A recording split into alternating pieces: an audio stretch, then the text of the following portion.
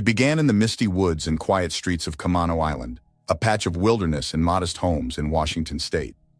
Colton Harris Moore was born here in 1991, a place that felt cut off from the rhythms of modern life. To the outside world, Camano Island was serene, a retreat for people who craved solitude. But for young Colton, the island's isolation mirrored his own sense of loneliness and displacement. From the beginning, his life was defined by hardship. His father was absent before he could form memories of him, leaving Colton with his mother, Pam Kohler, who struggled with alcoholism. Their relationship was strained, volatile, a constant cycle of neglect and tension. As a boy, Colton wandered, barefoot and curious, finding refuge in the dense forest that stretched around his neighborhood. While other children played video games or joined Little League, Colton spent his days exploring the wilderness, navigating through thickets, streams, and trees. Nature was his escape, and he knew every inch of those woods like they were part of him. Camano Island's tight-knit community saw him as different. At school, Colton was quiet, withdrawn, preferring solitude over the company of classmates who mocked him. He was the weird kid, the boy who didn't have friends over, whose clothes were worn, and who never seemed to fit in.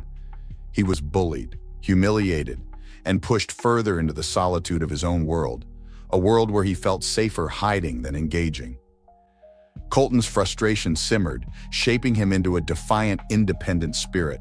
As he grew older, he began to resent not just his peers, but also the adults around him, the teachers, the local law enforcement, even his own mother, all figures who seemed to represent the forces of control and authority. Around the age of 7, Colton found another way to push back against a world that seemed intent on keeping him down. He started stealing. It began with small things, a candy bar from the store, a flashlight from a neighbor's garage. These minor acts of theft gave him a sense of control, a rush that temporarily eased the frustration building inside him. The stolen items became his trophies, small symbols of his ability to take what he wanted, to disrupt the order imposed by adults who had never given him anything of value.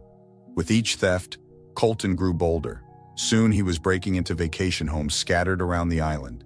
The empty houses became his playground, spaces where he could be free, where he didn't have to answer to anyone. He'd sneak in, find food, blankets, sometimes even cash. It wasn't about the value of what he took. It was the act itself, the thrill of breaking into a world he wasn't invited into, of living on his terms. In those houses, he felt like he could control his surroundings, even if only for a short while. To him, these acts were less about crime and more about survival. If the world wouldn't give him security, he'd take it. Colton's mother, Pam, was hardly aware of his late-night excursions. She was often out or asleep after drinking, and even when she found out, her reaction was more resignation than concern. She seemed to understand that Colton was different, but rather than help him, she let him roam. She'd tell neighbors that her son was independent or wild, but there was a fierce pride in her voice, a stubborn refusal to discipline him, even as his actions grew more reckless. Colton became a known figure among locals, though most never saw him. The tales of a barefoot boy slipping in and out of empty houses, surviving alone in the woods, sparked a strange mix of fear and admiration. Some saw him as a wild animal, a feral kid who belonged more to the forest than to the community. Others felt a quiet sympathy for him, sensing that his thefts were as much a cry for help as they were acts of defiance. As he reached his teenage years, Colton's escapades escalated. By 13, he wasn't just stealing food or flashlights. He was taking electronics, high-end gear, whatever he could get his hands on. He taught himself how to disable alarms, how to pick locks, and how to vanish before anyone noticed he was there.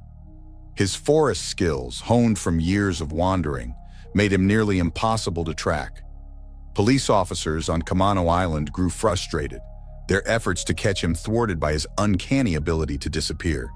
They knew he was just a kid, but he was a kid who moved like a shadow, slipping through their grasp each time they tried to corner him.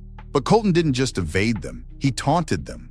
Sometimes he'd leave chalk footprints at the scene of his thefts, a bare footprint imprinted on a doorstep or window.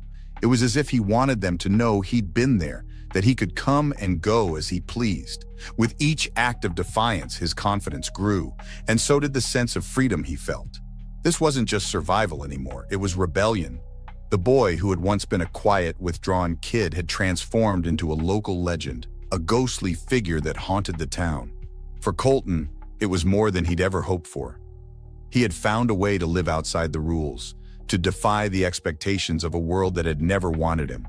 His barefoot escapades became the stuff of local myth, stories shared in hushed tones over kitchen tables, whispered tales of the boy who couldn't be caught. But for Colton, this was only the beginning. The thrill of his small-scale thefts, the rush of being untouchable was no longer enough. The taste of freedom had sparked something deeper in him, a hunger to push further, to challenge himself, to break the boundaries that had been imposed on him. He was no longer just a barefoot boy sneaking through the woods. He was ready to take his rebellion to new heights, to prove to himself and to the world that he could go wherever he wanted, that no one could keep him tied down. And soon, Colton would take a step that would push him beyond the forests of Kamano Island, a step that would mark him as a legend far beyond the borders of his hometown. The life he'd chosen, a life of escape, of freedom, was calling him to something greater, something that would make him unforgettable. By his early teens, Colton's life had become a game of survival and evasion. He was no longer the scrawny kid with a reputation for petty theft. He had become an expert in the art of disappearing. As his criminal activities increased, so did his sense of independence.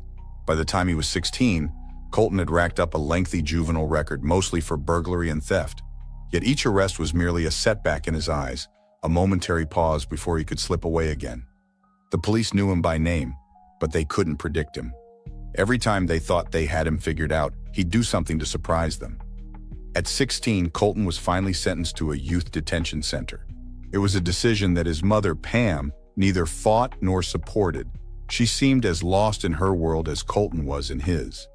The detention center was supposed to be a wake-up call, a way to rein in his rebellious streak and force him to confront the consequences of his actions.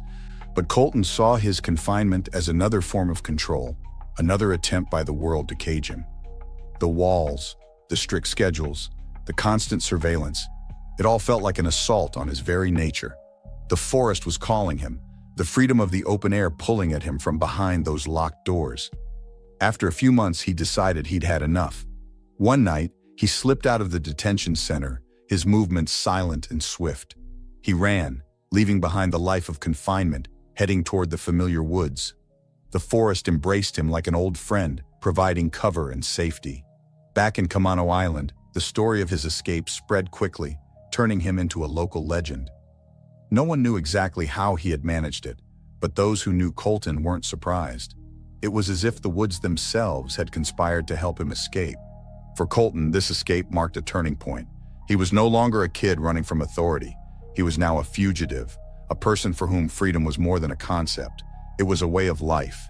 His stolen supplies were no longer just food and water. Now he was breaking into homes for survival gear, tents, sleeping bags, flashlights, anything that would help him live independently in the wild. He felt as if he had mastered his surroundings, moving through the forests with the ease of a predator, leaving no trail and taking only what he needed. But he wasn't always so careful. With each successful break-in, Colton grew bolder, leaving traces of his presence behind, almost as if he wanted people to know he had been there. He started leaving chalk footprints in doorways, his bare footprint as a calling card. He was taunting the people who would try to catch him, daring them to find him. The footprint became his signature, a symbol of his refusal to be bound by anyone's rules. Each footprint left behind was a message. He was out there, he was watching, and he would not be caught. It didn't take long for the media to catch on. The stories of a barefoot teenage boy breaking into homes, evading capture, and disappearing into the woods captured the public's imagination. He was dubbed the Barefoot Bandit.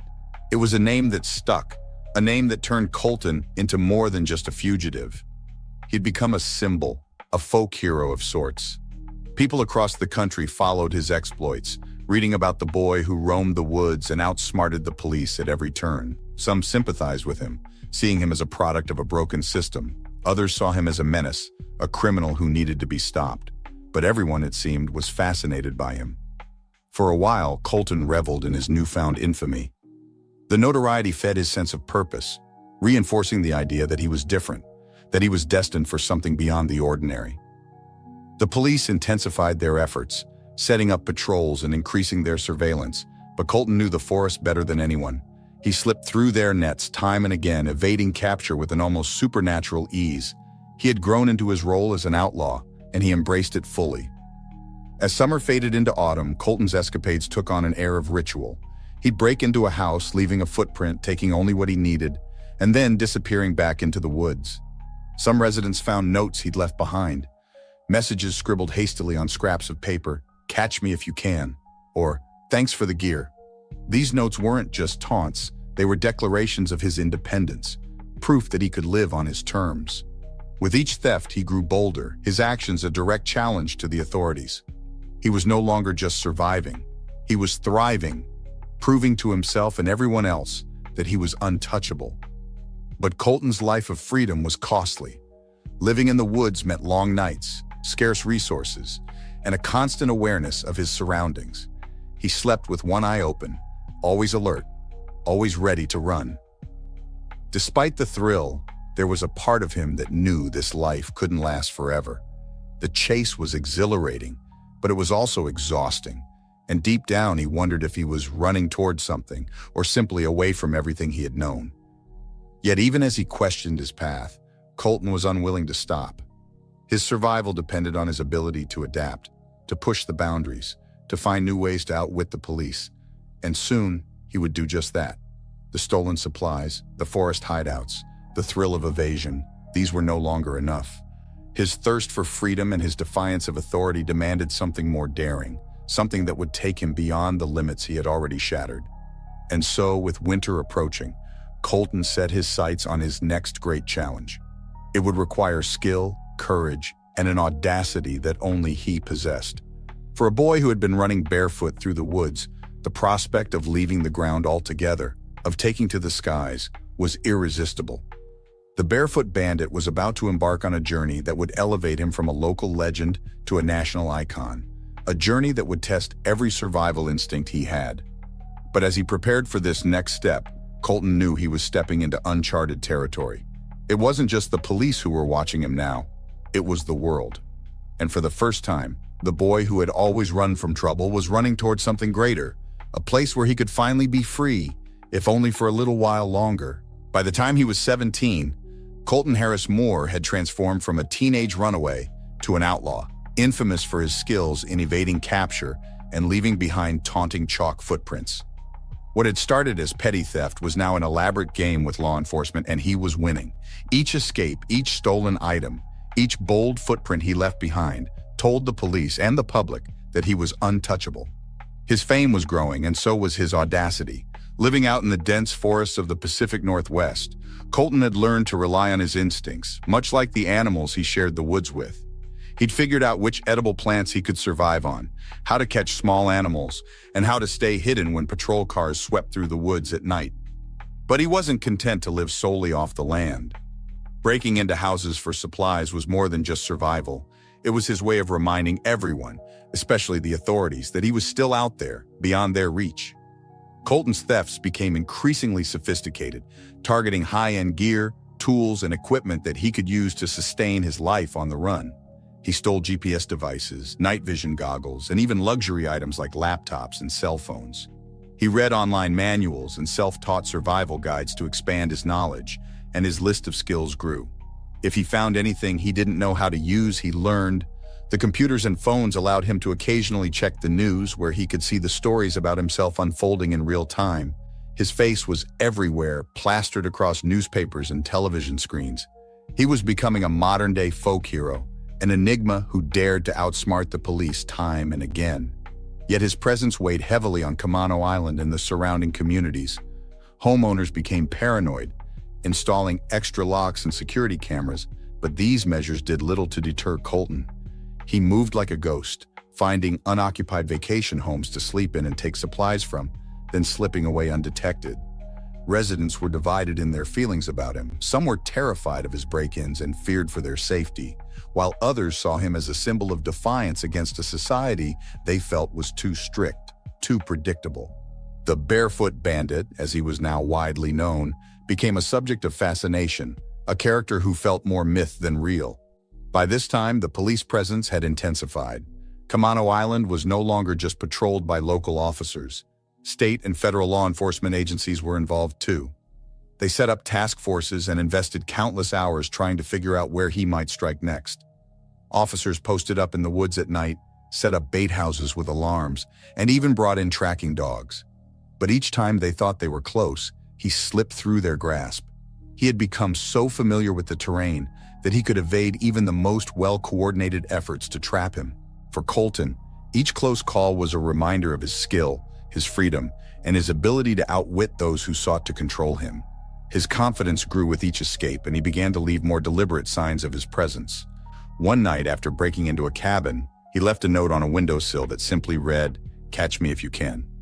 On another occasion, he left $100 in cash to pay for supplies he'd taken from a small grocery store, signing the receipt with the words, "Thanks, the Barefoot Bandit."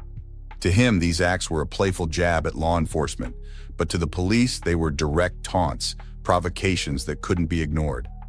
As the months passed, Colton's criminal resume expanded beyond Camano Island. His thefts spread across multiple counties and eventually multiple states.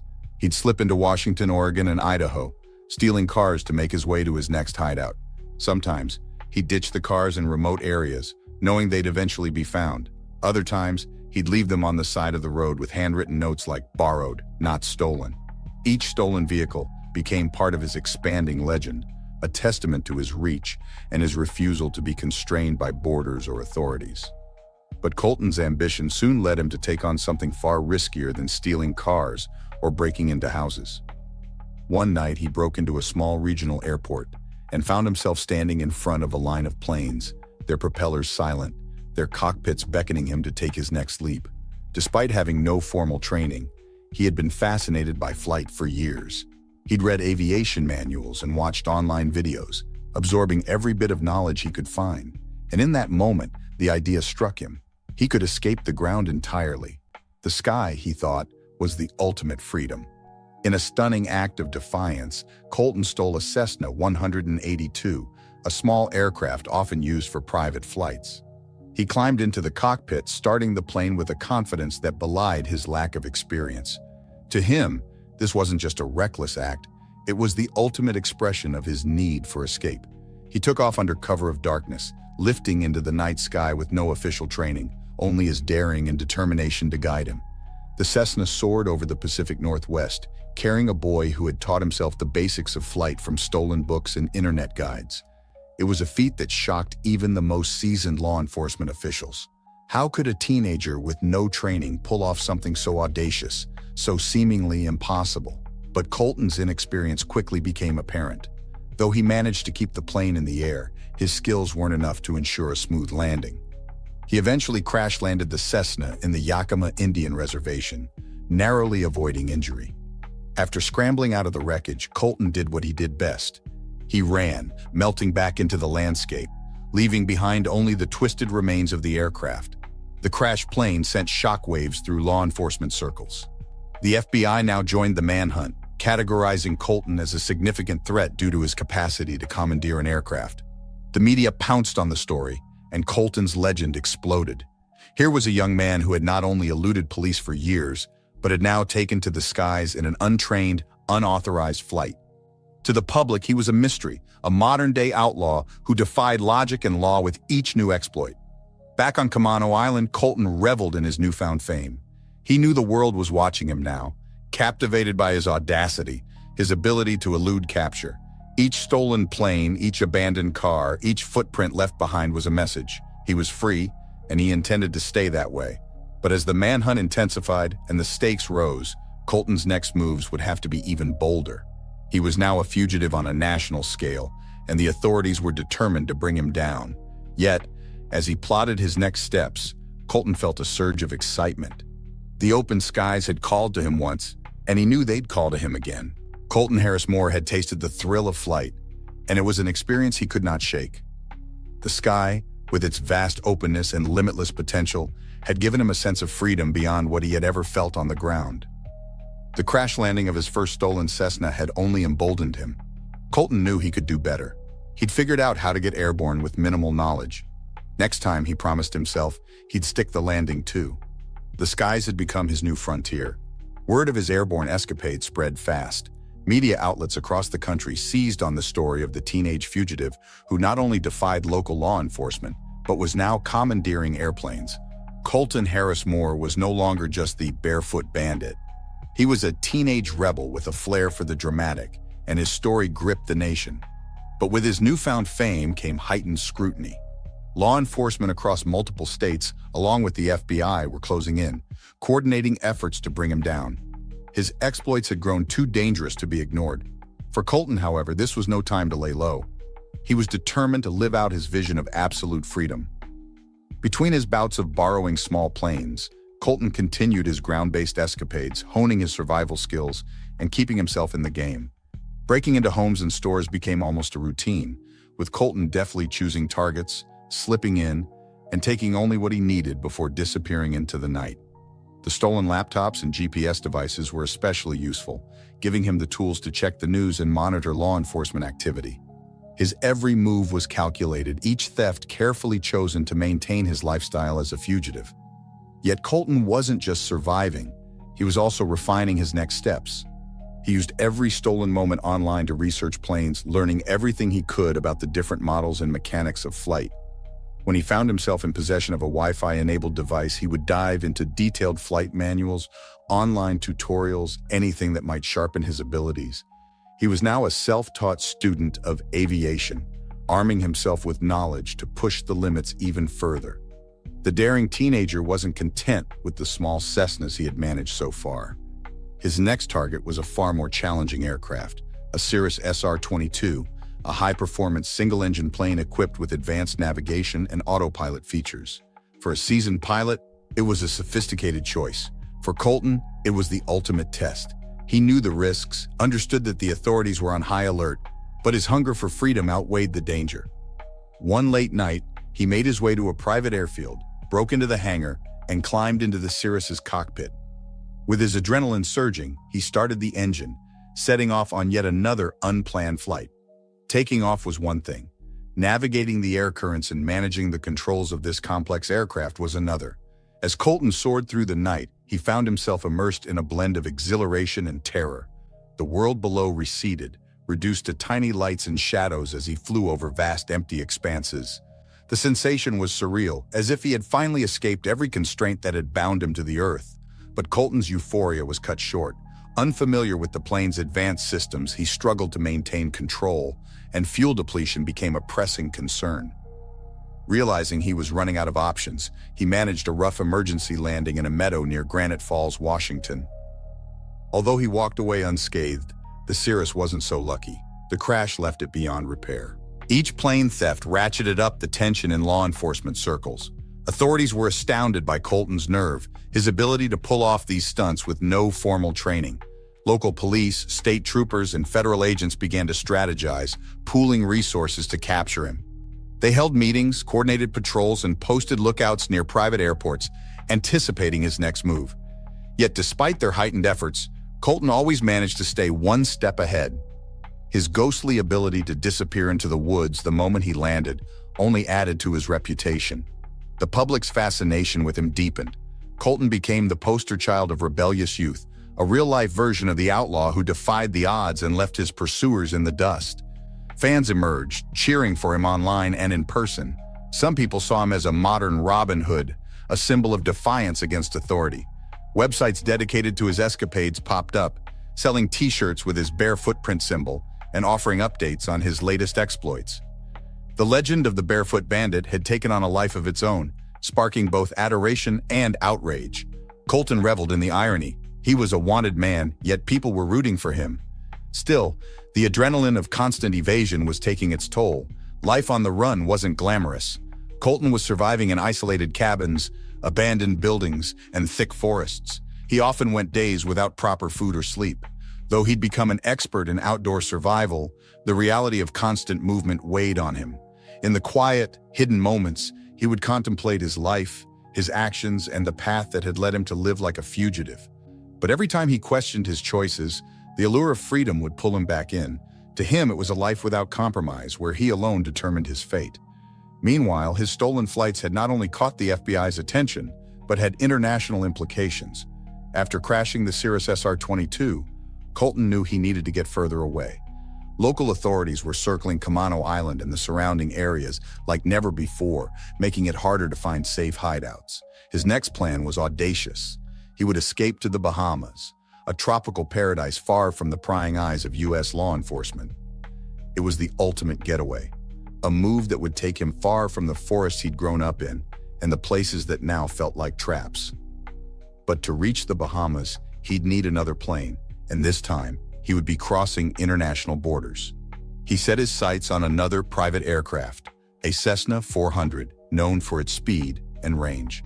After weeks of planning and watching, he made his move, breaking into an airfield in Indiana and taking off in the Cessna. This was his most daring flight yet, a journey of over 1,000 miles with only his rudimentary knowledge to guide him across the open ocean. He navigated with a blend of intuition and scraps of knowledge he'd pieced together, following landmarks in the faint glow of distant islands. Hours into the flight, he finally spotted the Bahamian Islands below, their turquoise waters and sandy beaches glistening in the morning sun. He descended, making a hard landing in shallow waters near Great Abaco Island. Miraculously, he survived, emerging from the wreckage drenched but unharmed. Now, Colton Harris Moore, the Barefoot Bandit, had crossed not just state lines but international waters. He was in the Bahamas, but the authorities knew he was there too. In a bold new twist, Colton's game had gone global. The Bahamian police, with U.S. agencies providing support, immediately launched a manhunt.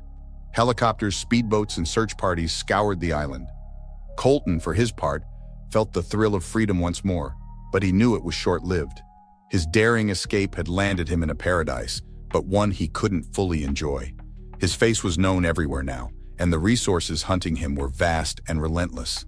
Still, as he trekked across the sandy Bahamian landscape, he knew he had one more run in him. This island, with its swaying palms and ocean breezes, might be his final playground, or it might be his last stand. Either way, Colton was determined to savor every moment of freedom he had left. Colton Harris Moore had made it to the Bahamas, an unlikely haven for an American fugitive who had been eluding the authorities for years. Yet even here, he could not escape the vast manhunt that had been mobilized to catch him. Word of his landing spread fast. Local Bahamian police, U.S. federal agents, and Interpol descended upon the islands, determined to bring the Barefoot Bandit saga to an end. Armed with helicopters, speedboats, and drones, they scoured every corner of Great Abaco Island and its neighboring cays. The people of the Bahamas were quickly swept up in the spectacle. For most, Colton was a curiosity, a stranger in a place where everyone knew each other's face. But to others, he was a kind of folk hero, even here. Stories of his escape from the U.S. and his daring flight over the ocean circulated through the islands, and many locals found themselves rooting for him, seeing him as a young man driven by a fierce determination for freedom. The intrigue around his character deepened, but the mood was tense. The Bahamian police issued warnings to residents, urging them not to shelter the fugitive, and they ramped up their patrols in hopes of containing him. Colton, meanwhile, knew his time was running out. He was no longer in the familiar dense forests of the Pacific Northwest where he could disappear into the trees. The Bahamas, with its open spaces and few hiding places, was beautiful but unforgiving. The heat was intense, the terrain unfamiliar, and he had little in the way of supplies. Yet he was resourceful, and he had come this far. He relied on his survival instincts, moving at night, sneaking into vacation homes or resorts to steal what he needed: food, water, clothes. Each time he broke into a new place, he took only the essentials, leaving behind his signature chalk footprints. For him, this was still a game of wits and survival, and he intended to keep it up as long as he could. As the authorities closed in, Colton managed to elude them time and again, darting through remote stretches of beach and forest. His movements were erratic, keeping his pursuers guessing. In a moment of desperation, he even swam between small islands, knowing that every step on land brought him closer to capture. His physical stamina, honed over years of running and hiding, was being put to the ultimate test. Yet he was undeniably feeling the weight of his isolation and the relentless chase that had defined his life. The Bahamian Islands were a beautiful but deadly labyrinth for Colton. Though he managed to evade detection for a few days, he found himself increasingly cut off from the resources he needed to survive. Even basic necessities like fresh water became difficult to access as he moved deeper into the uninhabited parts of the island. His stolen supplies dwindled quickly, and he began to realize that there were limits even to his resourcefulness.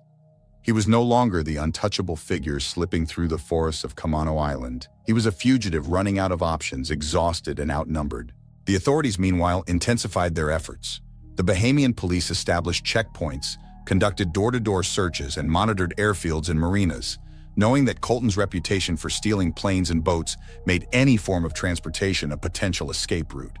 They worked closely with U.S. officials, who provided intelligence on his habits and possible movements.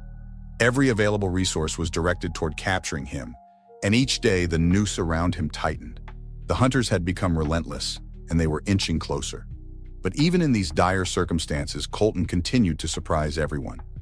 In one bold move, he broke into a luxury resort on Harbor Island, stealing supplies and even managing to secure a dinghy which he planned to use to island hop further south.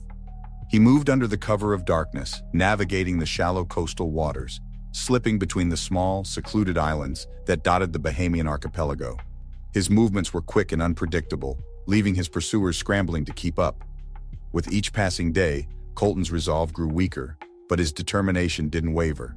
He knew the authorities were close, yet the thrill of the chase still propelled him forward. The sense of adventure that had driven him since his teenage years had not faded. It had only intensified, sharpening his instincts and pushing him to find creative ways to survive. He had evaded law enforcement for so long that the idea of capture felt almost surreal. But deep down, he sensed that his time was running out, that he could only run so far before he reached the end of his road. The locals in the Bahamas continued to follow his story, and some began to sympathize with him even more. He was seen as a young man with extraordinary resilience, someone who had taken on an entire system and nearly won. His youth, his daring, and his raw survival skills earned him a certain respect, and he became a near mythical figure on the islands. Rumors spread of his whereabouts, with sightings reported from one end of the archipelago to the other. He became a specter that haunted the islands, slipping in and out of people's lives, always just out of reach. Yet despite his best efforts, Colton was becoming trapped by the very fame that had propelled him forward. His legend, which had once been his greatest strength, was now his greatest weakness. The authorities knew his face, his habits, his tricks. They had studied his every move, anticipating his actions with uncanny precision. Each step he took brought him closer to the inevitable, but he refused to give up. The skies and the open waters had called to him once, and he held on to the hope that somehow he would find a way to escape once again. In the early hours of a humid July morning, the Bahamian police finally closed in on him. After tracking him for days, they found him hiding on a boat he had commandeered near Eluded Island. A chase ensued, and Colton, knowing he was cornered, tried one last desperate attempt to flee. He led the officers on a wild pursuit across the shallow waters, but the weight of exhaustion and the reality of his situation bore down on him. There was no escape this time. The forces against him were too strong, too numerous. As the officers closed in, guns drawn, Colton made no attempt to resist. He was tired, hungry, and worn down by the years of running. The chase had finally caught up with him. The boy who had once outrun everyone and defied every expectation was now at the mercy of those he had evaded for so long. In that moment, the legend of the Barefoot Bandit came to a dramatic end. But his story was far from over. Even as he was handcuffed and led away, Colton couldn't shake the feeling that his spirit remained free. The story of the boy who had dared to live without boundaries, who had stolen planes and outrun the law across multiple states and an entire ocean, would not fade. His legend would live on, and as he looked out over the sparkling waters of the Bahamas, he knew that his dream of freedom had left an indelible mark on the world. As they prepared to extradite him back to the U.S., Colton's mind drifted to his next challenge, the courtroom, where he would face the consequences of his life on the run.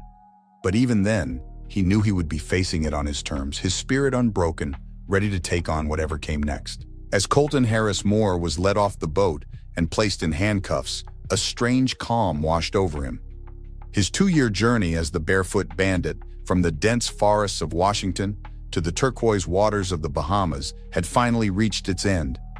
The young man who had stolen planes, evaded countless officers, and become a national legend was now in custody. But even in those moments, Colton's mind was already racing forward, contemplating what would come next. Once news of his capture hit the media, reactions poured in from across the country. Some cheered his arrest, satisfied that this daring young criminal would finally face justice. Yet others felt a pang of sympathy, even admiration for the boy who had dared to defy authority. Living a life of adventure, that many people only fantasize about. His exploits had captured the public's imagination, and now, as he faced the consequences, the legend of the Barefoot Bandit only grew stronger. Extradited back to the United States, Colton's arrival was marked by a media frenzy. Reporters clamored to capture his every move, eager to hear from the boy whose antics had enthralled a nation. But Colton remained silent, stone-faced, refusing to give the media the spectacle they craved. Underneath his calm exterior, however, he was mentally preparing himself for the next phase of his life, the courtroom battles, the sentencing, and whatever future lay beyond that. For a boy who had never felt bound by rules, the prospect of spending years confined in a cell was a daunting reality. Colton's legal proceedings attracted nationwide attention. Charged with more than 30 crimes across multiple states, including theft, burglary, and the unauthorized piloting of aircraft, he faced a litany of accusations. Each count told a chapter of his incredible story. The cars stolen, the houses broken into, the planes commandeered. Prosecutors argued that Colton's actions endangered the lives of countless individuals, calling him a reckless, unrepentant criminal who had flaunted the law without regard for others. But his defense team saw things differently. They painted a picture of a young man whose life had been shaped by hardship, abandonment, and a desperate need to escape. They argued that Colton's actions were not born of malice but of survival. His attorney emphasized his difficult upbringing, the instability of his family life, and his profound sense of isolation. For Colton, living outside the boundaries of society wasn't merely a choice. It was, in his view, a necessity. The courtroom audience, captivated by the unfolding drama, watched as two narratives clashed, one of a reckless outlaw and another of a young man seeking freedom in a world that had given him none. In the end, Colton's story was too complex for simple categorization. The judge, recognizing the nuances of his case, sentenced him to serve 7 years in prison. Though a heavy sentence for someone so young, it was far less than the maximum he could have received. Colton accepted the verdict with a stoic calm, acknowledging that he was finally paying for the life he had chosen. But even as he entered the prison system, the legend of the Barefoot Bandit continued to flourish outside those walls. While in prison, Colton became something of a reluctant celebrity. Letters poured in from fans around the world, offering words of support, admiration, and even proposals of friendship. People sent him books, hoping he would read them and find solace in their pages. Others offered financial contributions, eager to help him rebuild his life when he was eventually released. He even received a publishing offer, as publishers sensed the public's hunger for an inside look at the mind of the Barefoot Bandit. The myth of Colton Harris Moore, the boy who had outrun everyone, who had stolen planes and broken boundaries, was larger than ever. Colton took to reading and reflecting during his years behind bars, poring over books on aviation, physics, and psychology. Despite the cage he now found himself in, his mind was free, and he was determined to use his time constructively. He began planning for a future, realizing that his love for aviation and the thrill of escape didn't have to be channeled through crime. He started drafting letters to aviation schools, seeking information on programs that would allow him to become a legitimate pilot.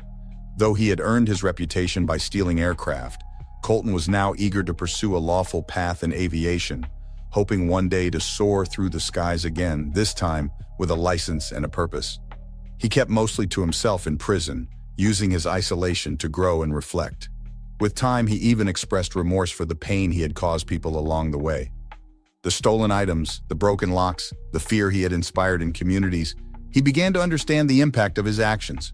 For Colton, this wasn't just a path to redemption, it was a necessary evolution. He wanted to become something more than just the Barefoot Bandit. The adventures, the thrill of the chase, the headlines, those were part of his past. Now he was determined to rebuild himself, to find a way to channel his ambition and skills into something positive. As the years went by, the world moved on, yet Colton's legend continued to inspire fascination. Filmmakers, authors, and artists reached out, each wanting to tell his story, to capture the essence of the boy who had outsmarted an entire nation. Eventually, he agreed to a book deal, with part of the proceeds directed to repaying the victims of his crimes. In his own way, Colton was trying to make amends, to rebuild the bridges he had once burned.